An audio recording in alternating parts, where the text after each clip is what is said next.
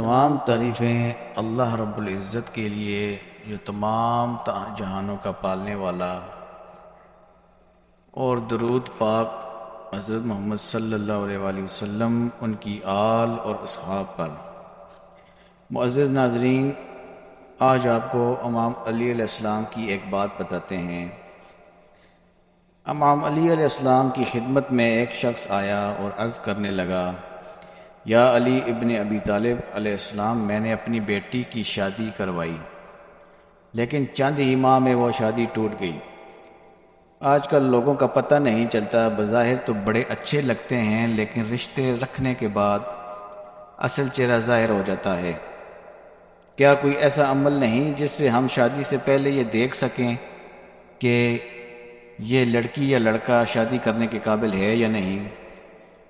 اس پر حضرت امام علی علیہ السلام نے فرمایا، اگر تم اپنی بیٹی کے لیے رشتہ دیکھ رہے ہو تو تم لڑکے میں یہ دیکھو، جو لوگ اس سے مرتبہ میں کم ہیں، حیثیت میں کم ہیں، اگر ان کی عزت کرتا، ان کا خیال رکھتا ہے تو سمجھ جاؤ یہ زندگی میں ایک اچھا شوہر بھی بنے گا اور اپنی بیوی کو بھی خیال رکھے گا۔ لیکن اگر جو رتبے میں اس سے بڑے ہیں ان کی تو عزت کر رہا ہے، لیکن جو مرتبے میں کم ہیں ان کا احساس نہیں کرتا، تو سمجھ جانا کہ یہ انسان تمہاری بیٹی کے لیے صحیح نہیں۔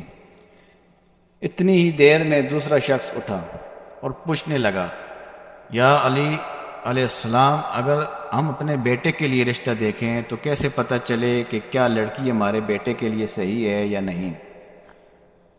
تو اس پر حضرت علی علیہ السلام نے فرمایا، جب اپنے بیٹے کے لیے رشتہ دیکھنے جاؤ تو لڑکی سے چند سوال پوچھو اور تھوڑی دیر گفتگو کرو۔ اگر لڑکی صرف اپنی خوبیاں بتاتی رہے اور ہر بات پہ اپنی تعریف کرتی رہے تو سمجھ جانا یہ لڑکی خود پسندی کے دلدل میں گرفتار ہے، یعنی چھوٹی سوچ ہے اس لڑکی کی، وہ صرف اپنے تک محدود ہے۔ لیکن اگر لڑکی اپنے گھر والوں کی بات کرے، اپنے والدین کی بات کرے، تو وہ لڑکی آنے والے وقت میں کسی بھی انسان کے لیے اچھی بیوی ثابت ہو سکتی ہے۔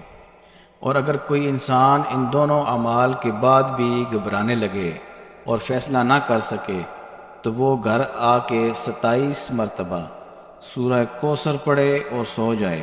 اگر خواب میں خوشحالی یا وہ لڑکا اچھے لباس میں نظر آئے یا وہ لڑکی اچھے لباس میں نظر آئے تو وہ انسان سمجھ جائے کہ یہ رشتہ مبارک ثابت ہوگا۔